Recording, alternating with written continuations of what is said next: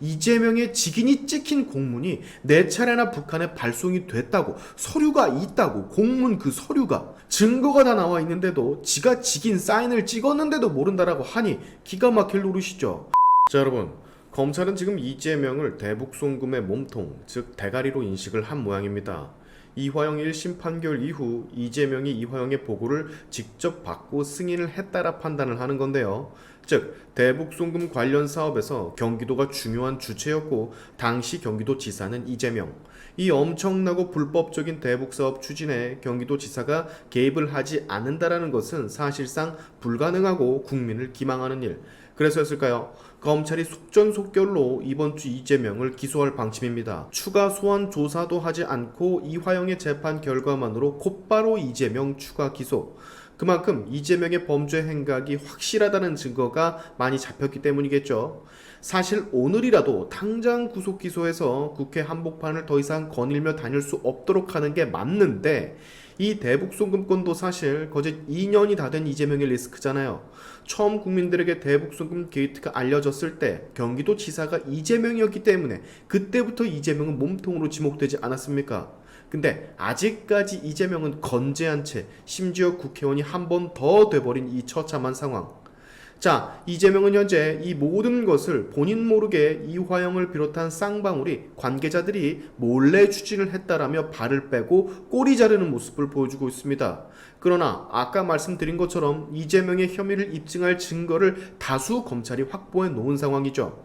당시 경기도의 대북사업 문건, 쌍방울 김성태 회장, 아태협 안부수 회장의 증언, 경기도 공무원 및 쌍방울 직원들의 증언 등 이재명이 대북송금의 머리일 수밖에 없는 증언과 증거들이 지금 즐비한 상황. 그럼에도 불구하고 우리 재명이는 자기는 모른다라고 발뺌을 하고 있다라 합니다. 언제나 그랬죠. 대북송금 이외에도 대장동, 백현동, 변호사비 대납 등등 모든 범죄 혐의에 대해서 자기는 모른다라고 일관하던 우리 재명이.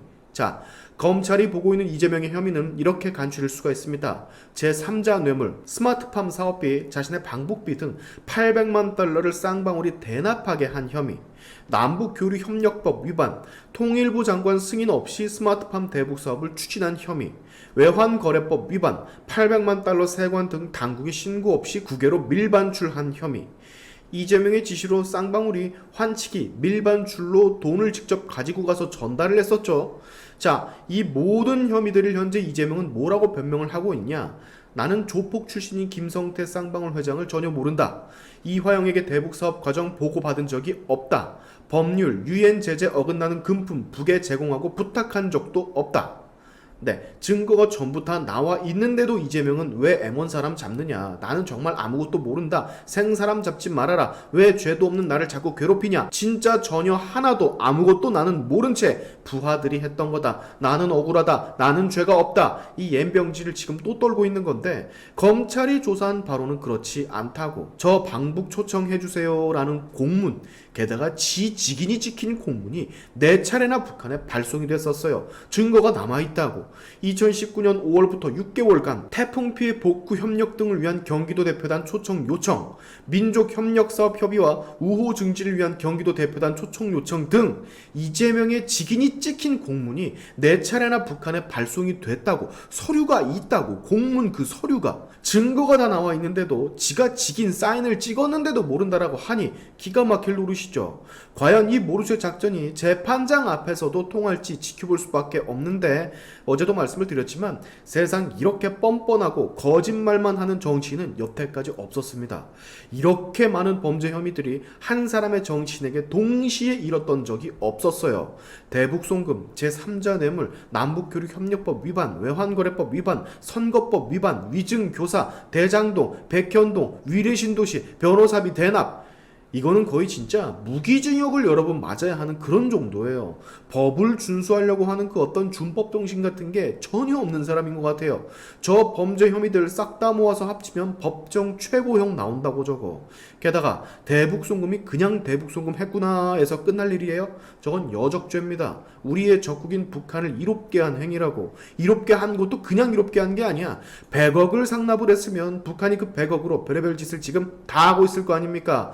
핵무기 개발 비용, 무기 제작 비용 혹시 알아요? 오물풍선 지금 둥둥 떠다니는 저 풍선 제작했을 줄? 그 전에는 음주운전 검사 사칭도 있었고 관계자였던 측근이었던 사람들 5명이나 목숨을 잃었고 몇 년이란 짧은 시간 안에. 그런데도 이재명은 죄책감이라고는 진짜 1도 없는, 도대체 왜 이런 사람이 야당의 대표로 앉아있는 거냐고, 바로 구속하고 중형 때려야 하는 거 아니냐고 진짜. 자, 부하인 부지사가 100억을 북한에 보냈는데 지사가 몰랐다라는 건 말이 안 되는 거고, 이재명은 현재 거짓말을 하고 있는 겁니다. 또한 이런 범죄 혐의를 가진 피의자가 정치인, 의원 배지를 달고 있다라는 것도 말이 안 되는 거고요. 이런 자를 의원이 되라고 뽑아준 저쪽 뇌 없는 개딸들은 더더욱 말이 안 되는 거고, 우리 재명이 이제 버티는 것도 한계에 온 것 같습니다. 거짓말을 할 수 있는 자유로운 시간도 얼마 안 남은 듯 보여져요. 자, 또 있었어요. 그러고 보니까 이재명, 김혜경 법화용 사건도 있지 않습니까? 그것도 수사 중이잖아.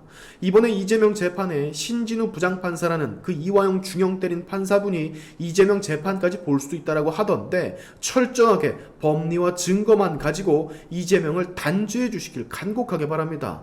너무 더러운 사람을 너무 오랫동안 국민의 대표로 합시고 일을 맡겼습니다. 이제는 이 꾸정물 같은 사람이 대한민국을 더럽히는 일 더 이상 보지 못할 것 같아요. 하루빨리 정리를 해주시길 바라면서 오늘의 샤인튜브 여기까지 하겠습니다. 여러분의 영상 공유는 세상을 밝히는 힘이 되니까 꼭 공유 부탁드리면서, 지금까지 영상이 좋으셨다면 구독과 좋아요 그리고 알림 설정까지 꼭 한 번씩 눌러주시면 감사하겠습니다. 다음에 봅시다.